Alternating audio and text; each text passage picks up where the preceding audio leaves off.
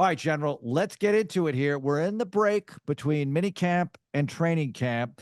And as opposed to certain individuals, we all attended minicamp, right? And by certain individuals, I mean somebody in New York. We'll get to him in just a moment. But, General, we are in the break right now, and it just feels so good. It feels like something big is about to happen. You just hope that everybody comes back to camp in shape, healthy, good to go. Training camp gets started. You stay healthy because the prospects are as good as we've ever seen them for this football team heading into this season.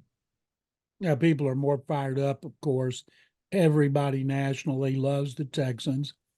And that's great that they have. But I don't see anybody talking about the schedule of quarterbacks, but that's a different story. It's almost like nationally they're being set up to fail. And then people are going to like, so they don't look bad. They're going to blame it if they don't become a Super Bowl contender, and they very well could. They're going to lash out as the media is wont to do.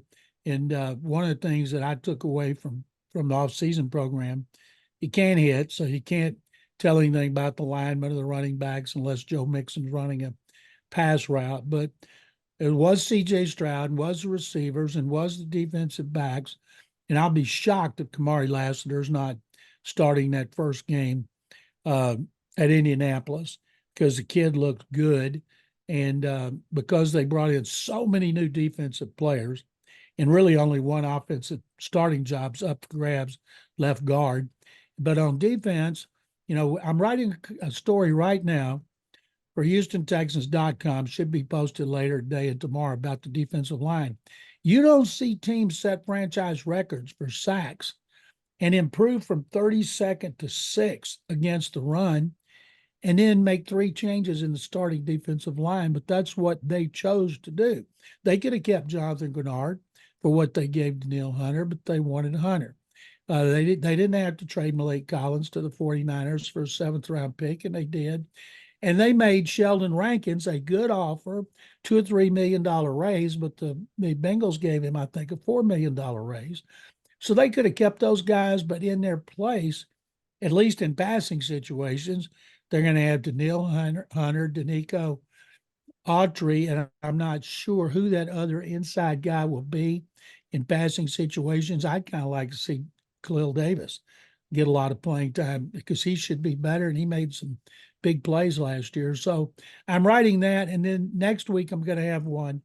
The difference for DeMeco Ryans at this point now and this point last year, which he told me, is he goes, whoa, wow, like night and day. And then he explained why.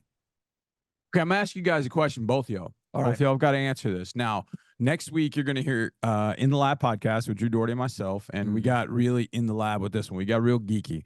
We each picked 2 players that are retired in their primes to play for the Houston Texans. You can pick any Houston professional organization and play one. I'm not going to do 2 for each. I'm just going to do 1. You get 1 player each, a retired player that you can bring back and put on this Texans team. Now, when Drew and I have done this before, we weren't as talent laden as this team is. Right. So it's not as it wasn't as easy. You could just throw a dart at the wall, pick, okay, I'll pick that guy. It's a little bit more difficult, I guess, but you each get 1 guy you can bring back for any Houston professional team that's retired. Doesn't have to be in Hall of Fame, could be in Hall of Fame, doesn't matter. But you got to pick that player and put him on this team in 2024. That dude in his prime, who would it be? General? Well, right off the bat, you'd say Earl Campbell, but Bobby Slowick, they'd have to get a new offensive coordinator, because Earl does not fit the scheme that Bobby runs. Earl is just like Damian Pierce, get the ball and run over people, have the option of going to both sides, bouncing outside, running over. So he wouldn't fit. And because it's C.J. Stroud, even though there's 2 Hall of Fame quarterbacks from the Oilers, and George Blanda and Warren Moon, it wouldn't be one of them. And it wouldn't be J.J. Watt, because you got Daniil Hunter and you got Will Anderson Jr. So I would think right now, to me, the biggest weakness as we sit here recording this today is the interior defensive line. And when I think a guy, wouldn't be Curly Culp, because Curly Culp was a true nose tackle. Ray Childress was a really good 4-3 defensive tackle. And Ray played the run, and he got after the quarterback. If you were to put Ray Childress with Hunter, Anderson, and Autry in passing situations, that would be the greatest defensive line in this franchise's history and one of the best ever. And if I talked about, it wouldn't be Andre Johnson. They're loaded receivers, and even though he's the best in history and he's going into the Hall of Fame, to me, it would have to be a need position. Offensively, they need a left guard, but you're not going to do that for a guard. So even though Bruce Matthews would fit in very nicely at left guard, but no offense to Bruce, he's a guard. So I'm going to say, based on this team going into this season, I would take Ray Childress, the consummate 4-3 defensive tackle. Okay, Mark. Wow. I still think that if you gave Bobby Slowick, you beam Earl back from the 70s, he would find a way to use him productively. Say that. I'm not going to say that. I'm not going to say that. Who's the second greatest running back in the history of the Oilers general? Is it Eddie George? I guess he counts because he was an Oiler for. Eddie George was Rookie of the Year when he played here in 1996 before they left. Then you'd have to go back a long way, but there wasn't anybody from the AFC Championship teams that would fit in here. So there would be no running back. You wouldn't take Mike Rozier. And Eddie was the last good one, but Eddie could have run. He could have run Bobby's system. He's very disciplined. He could catch. He could run outside. He could plant and go. So if you were looking at a running back, and this would be blasphemy for anybody here to pass up Earl, but I think Eddie George would be a nice fit in Bobby's offense. So he had 1 year as a Houston Oiler before they moved to Tennessee. And there were the Tennessee Oilers for 2 more years, and then it's all Titans from there. But man, Eddie George, 7 of his first 8 years, he had 1,000 or more yards. He had over 10,000 in his career. And in 6 of those, over 1,100 yards. I mean, my gosh, he put up some monster numbers. I was going to say Arian, though, as well. That'd be a good one. Texan, because Arian would fit in great in this system. This is his offense. Yeah, and I know you have Joe Mixon, but Joe Mixon and Arian sounds pretty good to me. And I got a sure thing there with Arian fitting into. Yeah, that's a great one. Mixon will do fine as well. So that's it. All right, I've got something to ask about. So are you going with Arian? I'll go with Arian. Why not? Good. That's a great one. I wish I'd have thought of him. Yeah. I mean, he didn't have as many yards as Eddie George, of course. His career cut short, but my gosh, he put up. And I miss those dinosaur quotes too. Yeah, and him speaking pterodactyl. Or speaking in, British Aryan. It was always good. Yeah. Yes. The 2 that you picked were considered.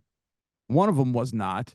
We had 4 completely different players. Oh, you did? Well, do tell. No, well, no, I got a teaser for next week. Yeah, what am I We're in the lab. I've already told y'all my whole column for tomorrow. You can tell us at least 1 or 2 of them. Well, you mentioned mine, one of mine, J.J. Watt.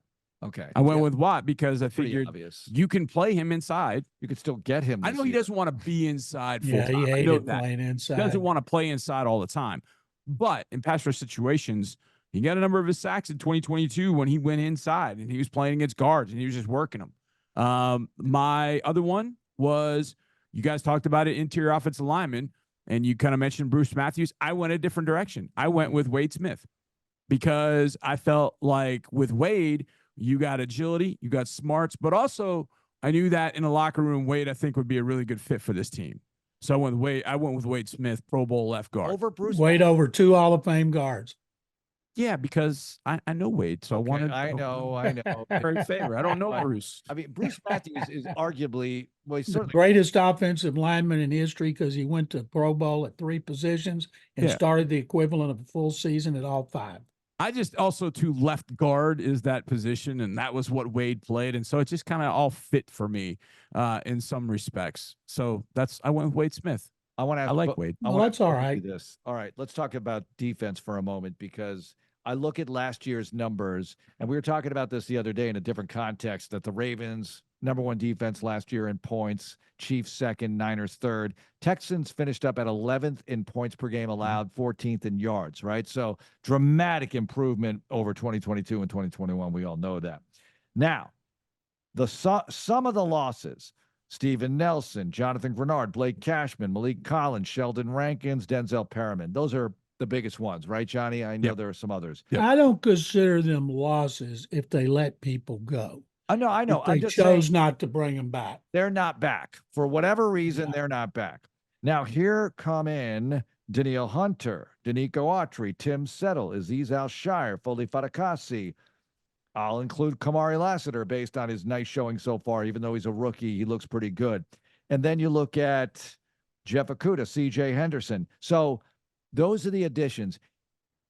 Tell me about the defense getting better. I know that the additions look good. The subtractions also look pretty good to me. I'm thinking if those guys are back, this defense is playing even better because it's their second year in the system, even better than last year, I should say. Not better than the guys necessarily that they brought in. But how do you feel about these additions? Is it markedly better on paper, or is this a projection based on, hey, you have enough of the returnees. It is year 2 for everybody coming back. And you know these guys fit in like Aziz Al-Shire, et cetera. Daniil's bound to. How do you guys feel? Let's start with you, General. Okay, first of all, let's rule out 3 linebackers. 70% of the time they played 2.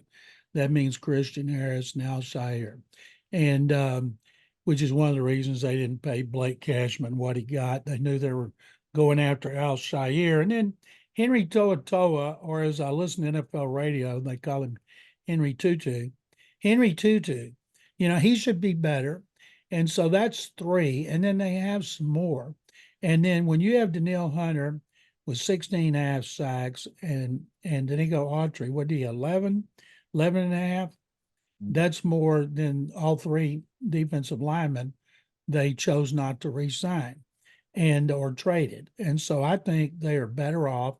I think Steven Nelson played well last year. He played well in his 2 seasons. And I know he said that he will retire, but it won't surprise me at all if when somebody gets hurt, they reach out to him and he comes back. You just don't see guys his age retiring when they're coming off a good season. But Kamari Lassiter's got so much ability, so much potential. And this coaching staff is really good. They know what D'Amico wants at each position, and they're all different. And Nick Caserio and his staff do a good job of bringing those guys in the kind of ones that D'Amico wants. So I think these additions are better, but those stats might be worse because they're playing so much harder schedule, so many better quarterbacks this year. So the stats may be worse, but they may be better. Johnny? I think if there's, I don't want to say regret. I feel like they upgraded at linebacker. They feel like they upgraded at defensive end. I even feel like eventually Kamari, Okudah, Henderson will be an upgrade over Steven Nelson, and not just for what's on the field. I think where I don't want to say dubious, but I'm curious is the interior defensive line.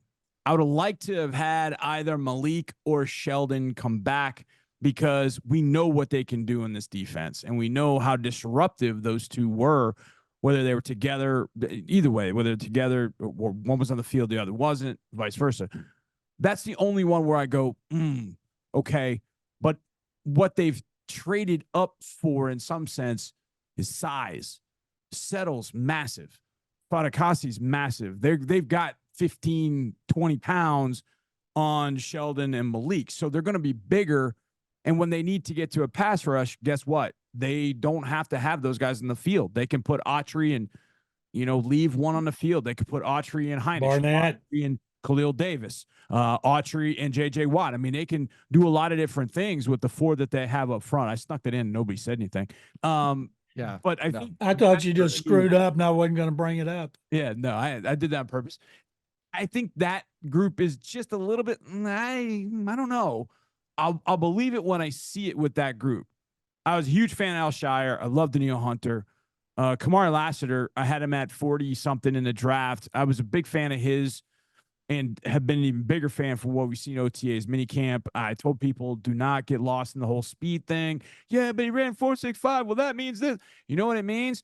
It means you better go out and watch that young buck because he's a stud and he is going to be playing for this team for a long time. Go use your eyes and watch him. But that's my only concern is that, Mark, is the interior defensive line, whether it can be as dynamic as last year's was. Anybody has watched this team has got to have that same concern, because those guys have not been as good as the guys they had. Now, I think based on what we saw last year, people will have faith in D'Amico telling Nick Caserio what he wants. Matt Burke, the defensive coordinator, his specialty is the defensive line.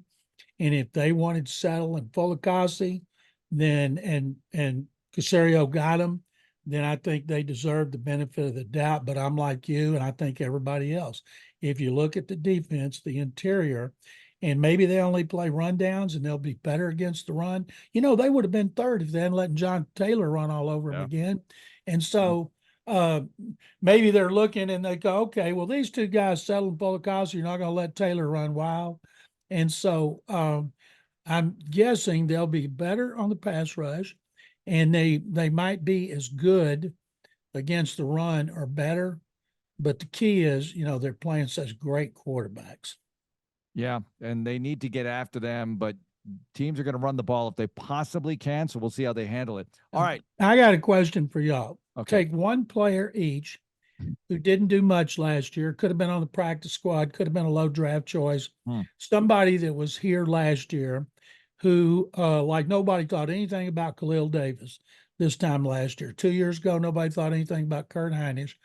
Who is somebody that was on the team last year that you, not necessarily a breakout year, but you could see him being like Hinish and Davis and making some plays where you go, oh, wow, that guy sure improved.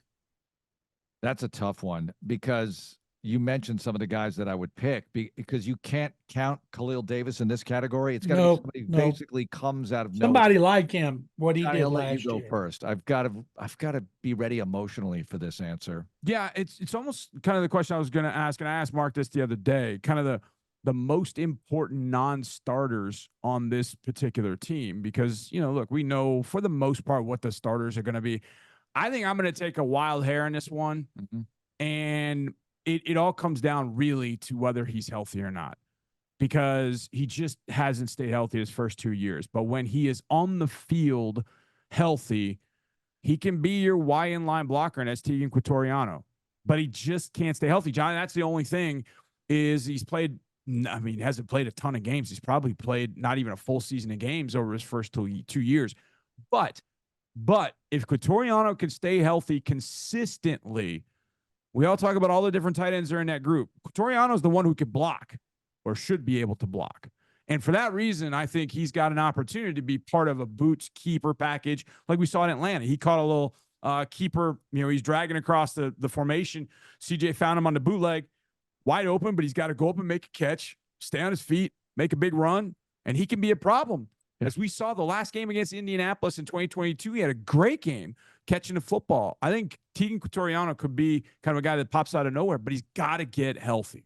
That's a good one. That's Mark? a good one. Now, I could pick guys for days who weren't with the team last year. No. You guy joined the team during the season, and I think during the preseason, he'll be very noticed, and that's J.J. Taylor, the running back, because he's got tree trunk legs, speed.